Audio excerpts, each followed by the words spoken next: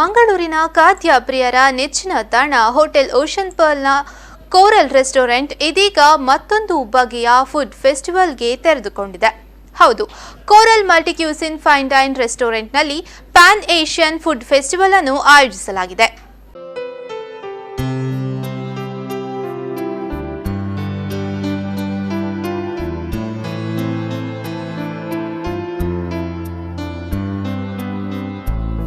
ವಿವಿಧ ಬಗೆಯ ಫುಡ್ ಫೆಸ್ಟಿವಲ್ಗಳ ಮೂಲಕ ಮಂಗಳೂರಿನ ಖಾದ್ಯ ಪ್ರಿಯರಿಗೆ ರಸದೌತಣವನ್ನ ಉಣಬಡಿಸುತ್ತಾ ಬಂದಿರುವ ಮಂಗಳೂರಿನ ಪ್ರಖ್ಯಾತ ಹೋಟೆಲ್ ಓಷನ್ ಪರ್ಲ್ ಇದೀಗ ಮತ್ತೊಂದು ಫುಡ್ ಫೆಸ್ಟಿವಲ್ ಅನ್ನ ಆಯೋಜಿಸಿದೆ.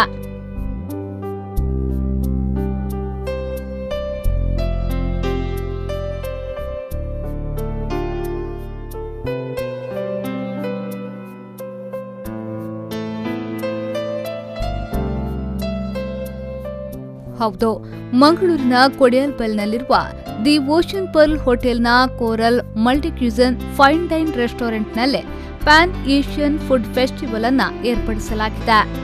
ಏಪ್ರಿಲ್ 5ರಿಂದ ಈ ಫೆಸ್ಟಿವಲ್ ಆರಂಭಗೊಂಡಿದ್ದು ಏಪ್ರಿಲ್ 21ರವರೆಗೆ ನಡೆಯಲಿದೆ.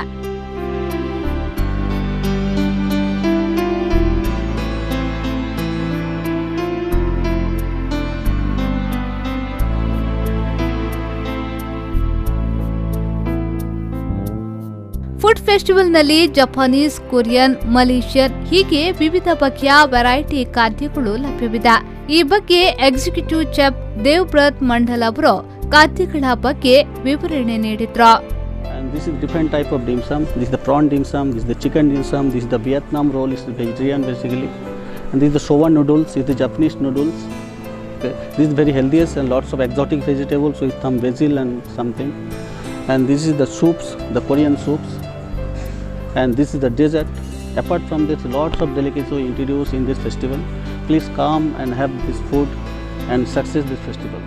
ಈ ಸಂದರ್ಭ ಮಾಸ್ಟರ್ ಚೆಫ್ ಆಗಿರುವಂತಹ ಭುವನ್ ಉಪಸ್ಥಿತರಿದ್ದರು.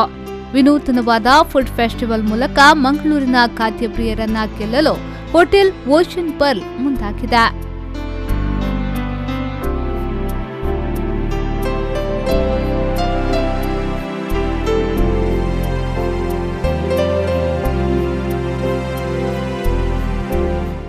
ಶರಸಾಲ್ಯನ್, ವಿ4 ನ್ಯೂಸ್ 24/7 ಮಂಗಳೂರು.